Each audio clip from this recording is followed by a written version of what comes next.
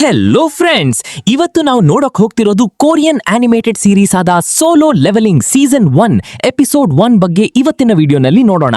ಈ ಆನಿಮೆಗೆ ನಾನು ಇಂಟ್ರೊಡಕ್ಷನ್ ಕೊಡೋ ಅವಶ್ಯಕತೆ ಇಲ್ಲ, ಮತ್ತೆ ಇದು ನನ್ನ ಲೆಜೆಂಡರಿ ಲಿಸ್ಟ್ ನಲ್ಲಿ ಇದೆ ಅನ್ನೋದು ನನ್ನ ಕತೆ ಸುಮ್ಮ ಬೇರೆ ಲೆವೆಲ್ ನಲ್ಲಿರುತ್ತೆ. ಆಲ್ರೆಡಿ ತುಂಬಾ ಚಾನಲ್ ಈ ಆನಿಮೆ ಹಾಕಿದ್ರು ಕೂಡ ನೀವು ಸೆಕೆಂಡ್ ಟೈಮ್ ಕೂಡ ನನ್ನ ಚಾನಲ್ ನಲ್ಲಿ ನೋಡಬಹುದು. ಆ ಮಟ್ಟಿಗೆ ಈ ಆನಿಮೆ ವರ್ತ್ ಆಗಿರುತ್ತೆ. ಸೊ ನನ್ನ ಪರ್ಸ್ಪೆಕ್ಟಿವ್ ನಲ್ಲಿ ವಾಚ್ ಮಾಡಿ. ಸರಿ, ಬನ್ನಿ ನಾವು ಇವತ್ತಿನ ಕಥೆಯೊಳಗೆ ಹೋಗೋಣ.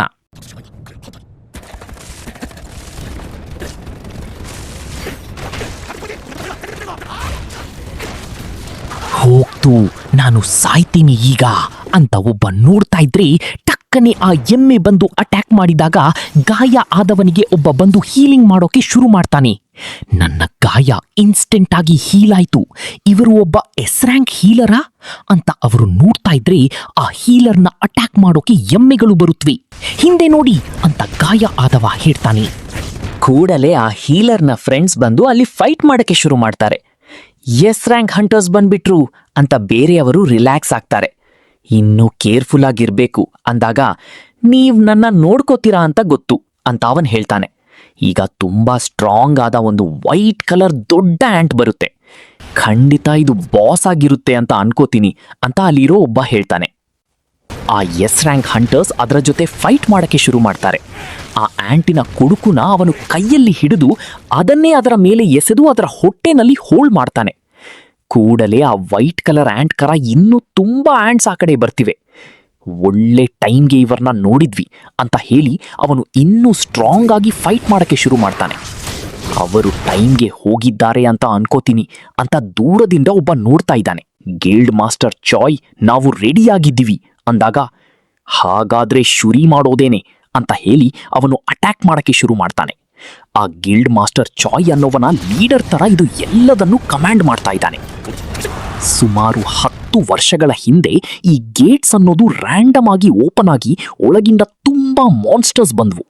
ಹ್ಯೂಮನ್ಸ್ನ ವೆಪನ್ಸ್ ಇಂದ ಏನೂ ಮಾಡಕ್ಕಾಗ್ಲಿಲ್ಲ. ಬಟ್ ಹಂಟರ್ಸ್ ಅನ್ನೋವರು ಹೊಸ ಅವೇಕನಿಂಗ್ ಆದರು. ಅವರಿಂದ ಮಾತ್ರ ಆ ಮಾನ್ಸ್ಟರ್ಸ್ನ ಸಾಯಿಸಕ್ಕಾಯ್ತು. ಎಸ್ ರ್ಯಾಂಕಿಂದ A, B, C, D, E ಅಂತ ಲೋಯೆಸ್ಟ್ ರ್ಯಾಂಕ್ ವರೆಗೂ ಇದೆ. ಅದರಲ್ಲಿ ಈನೇ ಎಲ್ಲದಕ್ಕಿಂತ ಲೋಯೆಸ್ಟ್ ಅಂಥ ಒಂದು ಬ್ಯಾಕ್ಗ್ರೌಂಡ್ ವಾಯ್ಸ್ ಈಗ 3 ವರ್ಷದ ಆಮೇಲೆ ತೋರಿಸ್ತಾರೆ. ಒಂದು ಗೇಟ್ ಓಪನ್ ಆಗಿದೆ. ಹಂಟರ್ಸ್ ಎಲ್ಲರೂ ಆ ಗೇಟ್ ಮುಂದೆ ಗ್ಯಾದರ್ ಆಗ್ತಾ ಇದ್ದಾರೆ.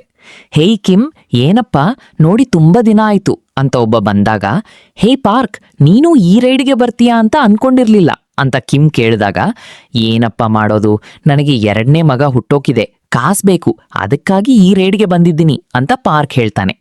ನಮ್ಮ ಹೀರೋ ಒಳಗೆ ಬಂದಾಗ, ಹೇಯ್ ಹೇಗಿದ್ಯಪ್ಪ ಸುಂಗ್ಜಿನ್ವು ಅಂತ ಎಲ್ಲರೂ ನಮ್ಮ ಹೀರೋನ ವಿಚಾರಿಸಿದಾಗ ಅವನು, ಏನಪ್ಪ ದೊಡ್ಡ ಕೈಯ, ಎಲ್ಲರೂ ಅವನಿಗೆ ನಮಸ್ಕಾರ ಮಾಡ್ತಾರೆ ಅಂತ ಆ ಪಾರ್ಕ್ ಕೇಳ್ತಾನೆ. ಇಲ್ಲ, ಅದಕ್ಕೆ ಆಪೋಸಿಟ್, ಅವನೇ ಇರೋದ್ರಲ್ಲಿ ತುಂಬಾ ವೀಕ್ ಆದವನು. ಹ್ಯೂಮನ್ ಕೈಂಡಿನ ವೀಕೆಸ್ಟ್ ಇ ರ್ಯಾಂಕ್ ಹಂಟರ್ ಅಂದ್ರೆ ಅದು ಇವನೇ. ಸೊ ಅವನೇ ನಮ್ಮ ಜೊತೆ ಈ ರೈಡ್ಗೆ ಬರ್ತಿದ್ದಾನೆ ಅಂದ್ರೆ ಈ ರೈಡ್ ತುಂಬಾ ಈಸಿಯಾಗಿರುತ್ತೆ. ಸರಿ, ಅವನ ಪತ್ತಿ ರಾಗ್ಸೋ ತರ ಮಾತಾಡ್ಬೇಡ, ಅದು ಅವನ ಕಿವಿಗ್ ಬೀಳ್ಬಹುದು ಅಂತ ಕಿಮ್ ಹೇಳ್ತಾನೆ. ತುಂಬಾ ಲೇಟ್ ಆಯ್ತು, ಆಲ್ರೆಡಿ ನಾನು ಎಲ್ಲದನ್ನೂ ಕೇಳಿಸ್ಕೊಂಡೆ. ಬಟ್ ಅವ್ರು ಹೇಳಿದ್ದು ನಿಜಾನೇ, ನಾನ್ ವೀಕ್ ಅಲ್ವಾ ಅಂತ ನಮ್ಮ ಹೀರೋ ಅನ್ಕೋತಾನೆ. ಜೋಹಿ ಅನ್ನೋ ಒಂದು ಹುಡುಗಿ ಬಂದು, ನಿನ್ನ ಮುಖಕ್ಕೇನಾಯ್ತು, ನೀನು ಹಾಸ್ಪಿಟಲ್ನಲ್ಲಿ ಅಡ್ಮಿಟ್ ಆಗಿದ್ಯಾ ಅಂತ ಕೇಳ್ದೆ ಅಂದಾಗ, ನಾವು ಹೋಗಿದ್ದು ಇ ರ್ಯಾಂಕ್ ಡಂಜನ್, ಅದರಲ್ಲಿ ಕೂಡ ನಾನು ಸಿಕ್ಕಾಕೊಂಡು ಪೆಟ್ಟು ತಿಂದು ಹಾಸ್ಪಿಟಲೈಸ್ಡ್ ಆದೆ ಅಂತ ನಮ್ಮ ಹೀರೋ ಹೇಳ್ತಾನೆ. ಸರಿ, ಎಲ್ಲರೂ ಹೊರಟ್ರು ಅಂತ ಅನ್ಕೋತೀನಿ, ಬಾ ಹೋಗೋಣ ಅಂತ ನಮ್ಮ ಹೀರೋ ಹೋಗ್ತಾನೆ. ನಾನೇನೇ ಆ ರೇಡ್ಗೆ ಲೀಡರ್ ಆಗಿರ್ತೀನಿ. ನನ್ನ ಹೆಸರು ಸಾಂಗ್ ಚಿಯೂಲ್. ಯಾರಿಗಾದ್ರೂ ಅಬ್ಜೆಕ್ಷನ್ ಇದ್ಯಾ ಅಂತ ಕೇಳಿದಾಗ, ಮಿಸ್ಟರ್ ಸಾಂಗ್, ನಿಮ್ಮ ಜೊತೆ ವರ್ಕ್ ಮಾಡೋದ್ರಲ್ಲಿ ಖುಷಿ ಇದೆ ಅಂತ ನಮ್ಮ ಹೀರೋ ಹೇಳ್ತಾನೆ. ನಮ್ಮ ಹಿಂದೆ ಬಾ, ಅದೇ ನಿನಗೆ ಸೇಫ್ ಅಂತ ಕಿಮ್ ಹೇಳಿ ಒಳಗೆ ಹೋಗ್ತಾನೆ. ಖಂಡಿತವಾಗಿ ಅಂತ ನಮ್ಮ ಹೀರೋನು ಹೇಳ್ತಾನೆ. ಈ ಡ್ಯಾಗರ್ ತುಂಬಾ ವೀಕ್ ಆಗಿದೆ, ಬಟ್ ಇದಕ್ಕಿಂತ ಕಾಸ್ಟ್ಲಿಯಾದ ವಸ್ತುವನ್ನ ನನ್ನಿಂದ ಕೊಳ್ಳೋಕೆ ಆಗಲ್ಲ. ಸರಿ, ನನ್ನಿಂದ ಏನಾಗುತ್ತೋ ಅಂತ ನಮ್ಮ ಹೀರೋ ಒಳಗೆ ಎಂಟರ್ ಆಗ್ತಾನೆ. ಹಂಟರ್ ಅಸೋಸಿಯೇಷನಿನ ಚೇರ್ಮ್ಯಾನ್ನ ತೋರಿಸ್ತಾರೆ. ಡಂಜನಿಂದ ಸಿಗೋ ಎಸೆನ್ಸ್ ಸ್ಟೋನ್ಸ್ಗೆ ಈಗ ಬೇರೆಯೇ ವ್ಯಾಲ್ಯೂ ಬಂದಿದೆ. ಹಂಟರ್ಸಿನ ಜಾಬ್ ಈಗ ಒಂದು ದೊಡ್ಡ ಲೆವೆಲ್ ಜಾಬ್ ಆಗಿ ಬದಲಾಗಿದೆ ಅಲ್ವಾ ಅಂತ ಆ ಚೇರ್ಮ್ಯಾನ್ ಹೇಳ್ತಾರೆ. ಇಲ್ಲಿ ನಮ್ಮ ಹೀರೋ ಒಂದೇ ಒಂದು ಗಾಬ್ಲಿನ್ನ ಕೊಂದು ಹಾಕಿದು ಎಸೆನ್ಸ್ ಸ್ಟೋನ್ನ ಕಲೆಕ್ಟ್ ಮಾಡಿದಾನೆ. ಅಷ್ಟರಲ್ಲಿ ಇನ್ನೊಂದು ಗಾಬ್ಲಿನ್ ಬಂದು ನಮ್ಮ ಹೀರೋನ ಅಟ್ಯಾಕ್ ಮಾಡುತ್ತೆ. ಹೀರೋನ ಎಸ್ಕೇಪ್ ಆಗಿ ಅದನ್ನ ಅಟ್ಯಾಕ್ ಮಾಡಿದಾಗ ಅವನ ಸ್ವಾಡ್ ಮುರಿದೋಯ್ತು. ಆ ಗಾಬ್ಲಿನ್ ಸ್ವಾಡ್ನ ಇಟ್ಟು ನಮ್ಮ ಹೀರೋ ಹೊಟ್ಟೆಗೆ ಚುಚ್ಚಿದಾಗ ಪಾರ್ಕ್ ಹೋಗಿ ಆ ಗಾಬ್ಲಿನ್ನ ಕೊಂದು ನಮ್ಮ ಹೀರೋನ ಕಾಪಾಡ್ತಾನೆ. ಜೋಹಿ ಬಂದು ಟಕ್ಕನೆ ನಮ್ಮ ಹೀರೋಗೆ ಹೀಲಿಂಗ್ ಮಾಡಕ್ಕೆ ಶುರು ಮಾಡ್ತಾಳೆ. ಬೇರೆ ಎಲ್ಲರೂ ಈಸಿಯಾಗಿ ಆ ಗಾಬ್ಲಿನ್ ಜೊತೆ ಫೈಟ್ ಮಾಡಿ ಮುಗಿಸ್ಬಿಟ್ರು. ಅದನ್ನ ನಮ್ಮ ಹೀರೋ ನೋಡ್ತಾನೆ. ಡಂಜನ್ ಒಳಗೆ ಮಾನ್ಸ್ಟರ್ಸ್ನ ಕೊಂಡ್ರೆ ಈ ಎಸೆನ್ಸ್ ಸ್ಟೋನ್ಸ್ ಅನ್ನೋ ಒಂದು ಸಿಗತ್ತೆ. ಹಾಗೆ ಇಲ್ಲಾಂದ್ರೆ ಡಂಜನ್ ಕೇವ್ನಲ್ಲಾನೆ ಮಾನಾ ಸ್ಟೋನ್ ಅನ್ನೋ ವಿಷಯ ಸಿಗತ್ತೆ. ಇದನ್ನ ಯೂಸ್ ಮಾಡಿ ಹಂಟರ್ಸ್ ಒಂದು ಹೊಸ ವೆಪನ್ ಕ್ರಿಯೇಟ್ ಮಾಡ್ತಾರೆ. ಅದಿನ್ನೂ ಸ್ಟ್ರಾಂಗ್ ಆಗಿರತ್ತೆ. ಬಟ್ ಅದು ಮಾತ್ರ ಅಲ್ಲ, ಪೆಟ್ರೋಲ್, ಡೀಸೆಲ್ ಈ ಥರ ಎನರ್ಜಿಗಿಂತ ಡಂಜನ್ನಲ್ಲಿ ಸಿಗೋ ಆ ಸ್ಟೋನ್ಸ್ ಮೂಲಕ ಫ್ರೀ ಎನರ್ಜಿ ಸಿಗತ್ತೆ. ಸೊ ಇದರಿಂದಾನೇ ಗವರ್ಮೆಂಟ್ ಇದನ್ನ ಕಂಟ್ರೋಲ್ ಮಾಡಬೇಕು ಅಂತ ಅನ್ಕೋತಾರೆ ಅಂತ ಚೇರ್ಮನ್ ಹೇಳ್ತಾರೆ. ಈ ರ್ಯಾಂಕ್ ಡಂಜನಿನ ಬಾಸ್ನ ಇವರೆಲ್ಲರೂ ಸೇರಿ ಸೋಲಿಸ್ಬಿಟ್ರು. ಜಿನ್ಹು, ನೀನು ಇಷ್ಟಪಟ್ಟು ಹಂಟರ್ ಆಗಿಲ್ವಾ? ಕರೆಕ್ಟ್ ಅಲ್ವಾ? ನೀನು ಹೀಗೆ ಇದ್ರಲ್ಲಿದ್ರೆ ನಿನಗೆ ವರ್ಸ್ಟ್ ಆಗಿ ಕೂಡ ಏನಾದರೂ ಆಗೋ ಚಾನ್ಸ್ ಇದೆ. ಈ ಒಂದು ರೇಡ್ನಲ್ಲನೇ ನಿನ್ನ ದೇಹದಲ್ಲಿ ಇಷ್ಟೊಂದು ಗಾಯಗಳ ಅಂತ ಜೋಹಿ ಕೇಳ್ತಾಳೆ. ನಮಗೆ ಕಡಿಮೆ ಎಸೆನ್ಸ್ ಸ್ಟೋನ್ಸ್ ಮಾತ್ರ ಸಿಕ್ಕಿದೆ ಅಂತ ಹೇಳಿ ಎಲ್ಲರೂ ಮಾತಾಡ್ತಾ ಇದ್ದಾರೆ. ನಮ್ಮ ಹೀರೋ ಬರೀ ಒಂದೇ ಒಂದು ಎಸೆನ್ಸ್ ಸ್ಟೋನ್ನ ಮಾತ್ರ ಕಲೆಕ್ಟ್ ಮಾಡಿದಾನೆ. ಇದು ಖಂಡಿತ ನನಗೆ ಸಾಕಾಗಲ್ಲ. ಇದೊಂದು ತೆಗಿಯೋಕೆ ನನ್ನ ಪ್ರಾಣ ಹೋಗಿ ಬಂದಿದೆ ಅಂತ ನಮ್ಮ ಹೀರೋ ಯೋಚನೆ ಮಾಡ್ತಾನೆ. ಇಲ್ಲಿ ಒಂದು ಕೇವಿದೆ ಅಂತ ಇನ್ನೊಬ್ಬ ಕಂಡು ಹಿಡಿದು ಹೇಳಿದಾಗ, ಡಬಲ್ ಡಂಜನ, ಈ ಥರ ಇದ್ರೆ ಯಾವಾಗಲೂ ನಾವು ನಮ್ಮ ಹಂಟರ್ ಅಸೋಸಿಯೇಷನ್ ಹತ್ರ ರಿಪೋರ್ಟ್ ಮಾಡಬೇಕು ಅಂತ ಅವರು ಹೇಳಿದಾಗ, ಆದ್ರೆ ಬಾಸ್, ನಾವು ಕಡಿಮೆ ಕಲೆಕ್ಷನ್ ಮಾತ್ರ ಮಾಡಿದೀವಿ. ರಿಪೋರ್ಟ್ ಮಾಡಿದ್ರೆ ಬೇರೆ ಹಂಟರ್ಸ್ ಒಳಗೆ ಹೋಗಿ ತುಂಬಾ ಕಾಸು ನೋಡ್ಬಿಡ್ತಾರೆ. ಈ ಒಂದು ಸಲ ರೂಲ್ಸ್ನ ನಾವು ಕೇಳಿದ ತರ ಬದಲಾಯಿಸಿ ನಾವು ಹೋಗಿ ಕ್ಲಿಯರ್ ಮಾಡಿ ಆಮೇಲೆ ಅಸೋಸಿಯೇಷನ್ಗೆ ರಿಪೋರ್ಟ್ ಮಾಡ್ಕೊಳ್ಳೋಣ. ನಾವು 13 ಜನ ಇದೀವಿ. ಇದು ಡಿ ರ್ಯಾಂಕ್ ಡಂಜನ್ ಅಲ್ವಾ ಅಂತ ಕಿಮ್ ಹೇಳಿದಾಗ, ಬೇರೆಯವರೇನನ್ಕೋತೀರಾ ಅಂತ ಸಾಂಗ್ ಕೇಳ್ತಾರೆ.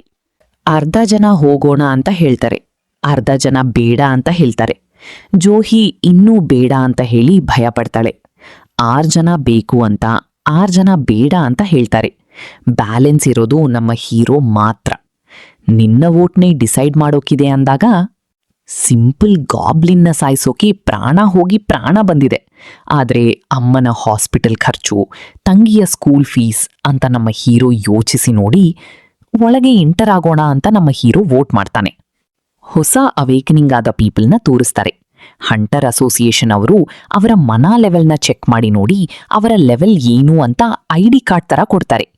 ಕೆಲವು ಗಿಲ್ಡ್ ಮಾಸ್ಟರ್ಸ್ ಹೊಸ ಪೀಪಲ್ನ ರೆಕ್ರೂಟ್ ಮಾಡೋಕೆ ಆಳುಗಳನ್ನ ಆ ಜಾಗದಲ್ಲಿ ಇಟ್ಟಿದ್ದಾರೆ. ಅವರ ವಯಸ್ಸು, ಹುಡುಗನ ಹುಡುಗಿಯ ಅನ್ನೋದು ಮುಖ್ಯ ಅಲ್ಲ. ಯಾರಿಗೆ ಗೊತ್ತು, ಹೇಯಿನ್ ತರ ನಮಗೆ ಲಕ್ಕಿಯಾಗಿ ಒಬ್ಬ ಪರ್ಸನ್ ಸಿಗಬಹುದು ಅಂತ ಗಿಲ್ಡ್ ಮಾಸ್ಟರ್ ಚಾಯ್ ಹೇಳ್ತಾರೆ. ಒಬ್ಬ ಲೇಡಿ ಬ್ಯಾಗ್ನ ಪಿಕ್ ಪಾಕೆಟ್ ಹೊಡೆದು ಹೋಗಿದಾಗ ಮಧ್ಯ ರೋಡ್ನಲ್ಲಿ ಒಬ್ಬ ಹುಡುಗಿ ಬಂದು ನಿಲ್ತಲೆ. ಫಾಸ್ಟ್ ಆಗಿ ಜಂಪ್ ಮಾಡಿ ಆ ಬ್ಯಾಗ್ನ ಅವರಿಂದ ಕಿತ್ಕೊಳ್ತಲೆ. ಕೆಳಗೆ ಬಿದ್ದಿದ್ದರು. ನೀವು ಮಿಸ್ ಹೇಯಿನ್ ಅಲ್ವಾ? ಹೇ, ಎಸ್ ರ್ಯಾಂಕ್ ಹಂಟರ್ ಹೇಯಿನ್ ಬಂದಿದ್ದಾರೆ ಅಂತ ಹೇಳಿ ಎಲ್ಲರೂ ಅವಳನ್ನ ಸುತ್ತುವರಿತಾರೆ. ಅದು ಬಂದು ಅಂತ ಅವಳು ಮುಖ ಮುಚ್ಚಿಕೊಂಡ್ಲು. ಆ ಜಾಗದಿಂದ ಎಸ್ಕೇಪ್ ಆಗಿ ಹೊರಟು ಹೋದ್ಲು. ನಮ್ಮ ಹೀರೋನ ಟೀಮ್ ಈಗ ಆ ಕೇವ್ ಒಳಗೆ ಹೋಗ್ತಾ ಇದ್ದಾರೆ. ತುಂಬಾ ದೂರ ನಡ್ಕೊಂತಾ ಇದ್ದಾರೆ. ಸಾರಿ, ನೀನು ಇಷ್ಟಪಡಲಿಲ್ಲ ಅಂತ ಹೇಳಿದ್ರು ನಾನು ವೋಟ್ ಮಾಡಿದ್ರಿಂದ ಬಂದ್ಬಿಟ್ವಿ ಅಂತ ನಮ್ಮ ಹೀರೋ ಹೇಳಿದಾಗ, ನನಗೆ ಅದರ ಬಗ್ಗೆ ಏನೂ ಬೇಜಾರ ಇಲ್ಲ. ನಿನ್ನ ಕಂಡೀಷನ್ ಬಗ್ಗೆ ನಿನಗೆ ಅರ್ಥ ಆಗ್ತಿದ್ಯಾ ಇಲ್ವಾ? ನೀನು ಯಾಕೆ ಯಾವಾಗ್ಲೂ ನಿನ್ನ ಪ್ರಾಣ ರಿಸ್ಕ್ ತೆಗಿಯೋದ್ರಲ್ಲೇನೆ ಇರ್ತೀಯಾ? ನಿನ್ನ ತಲೆಗೆ ಕುತ್ತಿಗೆಗೆ ಏನಾದ್ರೂ ಪೆಟ್ಟು ಬಿದ್ದಿದ್ಯಾ ಅಂತ ಅವಳು ಕೇಳ್ತಾಳೆ. ಸಾರಿ ಅಂತ ನಮ್ಮ ಹೀರೋ ಹೇಳಿದಾಗ, ಅದನ್ನ ಯಾಕೆ ಹೇಳಿದೆ ಅಂತ ಗೊತ್ತಾಗಿದ್ದೇನಾ ಹೇಳ್ತಿದ್ಯಾ ಅಂತ ಜೋಹಿ ಕೇಳಿದಾಗ, ನನಗೆ ಅರ್ಥ ಆಗ್ತಿದೆ ಅಂತ ನಮ್ಮ ಹೀರೋ ಹೇಳ್ತಾನೆ. ಹಾಗಾದ್ರೆ ಸರಿ, ನಾನು ನಿನಗೆ ಹೆಲ್ಪ್ ಮಾಡಿದಕ್ಕೆ ಬದಲು ನೀನು ನನಗೆ ಊಟ ಕೊಡಿಸು. ಯಾಕೆ, ಅದನ್ನ ಕೂಡ ಕೊಡಿಸೋಕೆ ಕಷ್ಟನಾ ಅಂದಾಗ, ಇಲ್ಲ ನಾನು ಟ್ರೀಟ್ ಕೊಡಿಸ್ತೀನಿ ಅಂತ ನಮ್ಮ ಹೀರೋ ಹೇಳ್ತಾನೆ. ಈಗ ಇವರು ಒಂದು ಡೋರ್ನ ಕಂಡು ಹಿಡಿತಾರೆ. ಡಂಜನ್ ಒಳಗೆ ಯಾವಾಗ್ಲೂ ಈ ತರ ಡೋರ್ ಎಲ್ಲ ಇರೋಲ್ಲ. ಏನಪ್ಪಾ ಡೋರ್ ಎಲ್ಲ ಇದೆ, ಒಳಗೆ ಹೋಗೋಣ. 13 ಜನ ಒಂದಾಗಿತ್ತು, ಹೊರಗೆ ಬರೋಣ ಅಂತ ಕಿಮ್ ಹೇಳ್ತಾನೆ. ಇಲ್ಲಿ ತುಂಬಾ ಜನ ಹಂಟರ್ಸ್ ಆಗಿ ಅವೇಕ್ ಆಗಿದ್ದೀರಾ ಅಂತ ಗೊತ್ತು. ಈ ಹಂಟರ್ ಅಸೋಸಿಯೇಷನ್ ಚೇರ್ಮನ್, ನಾನು ನಿಮಗೆ ಒಂದು ಅಡ್ವೈಸ್ ಕೊಡಕ್ಕೆ ಇಷ್ಟಪಡ್ತೀನಿ. ನೀವು ನಾರ್ಮಲ್ ಜಾಬ್ನ ಚೂಸ್ ಮಾಡ್ಬೋದು, ಹಂಟರ್ ಜಾಬ್ನ ಚೂಸ್ ಮಾಡ್ಬೋದು. ಹಂಟರ್ ಆಗಿದ್ರೆ ಅದು ನಿಮ್ಮ ಲೈಫ್ಗೆ ಉಪಯೋಗವಾಗಿರುತ್ತೆ ಅಂತ ಚೇರ್ಮನ್ ಹೊಸ ಆಳುಗಳ ಜೊತೆ ಮಾತಾಡ್ತಾ ಇದ್ದಾರೆ.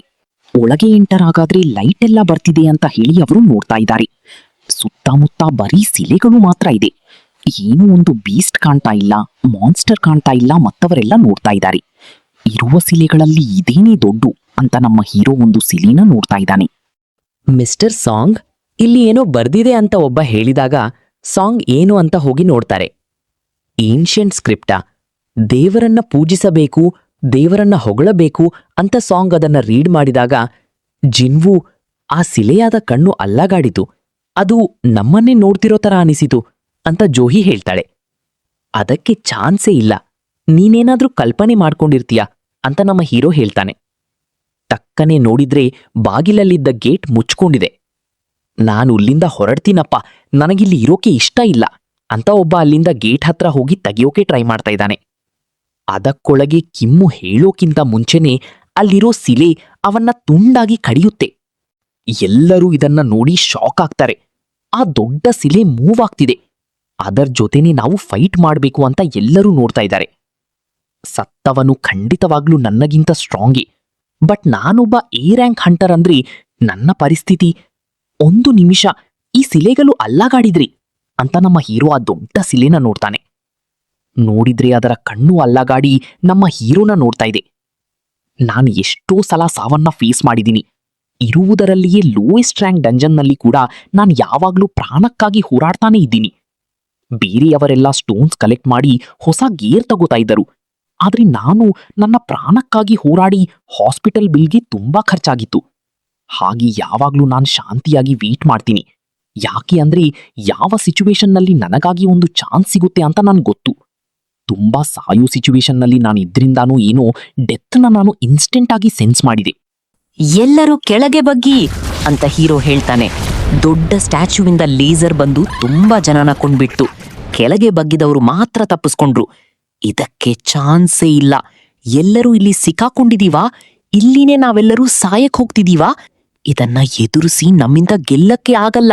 ಖಂಡಿತವಾಗ್ಲೂ ಎಲ್ಲರೂ ಸಾಯಕ್ ಹೋಗ್ತಿದೀವಿ ಅಂತ ನಮ್ಮ ಹೀರೋ ನೋಡ್ತಾ ಇದ್ದಾನೆ. ಇಲ್ಲಿಗೆ ಈ ಎಪಿಸೋಡ್ ಮುಗಿಯುತ್ತೆ.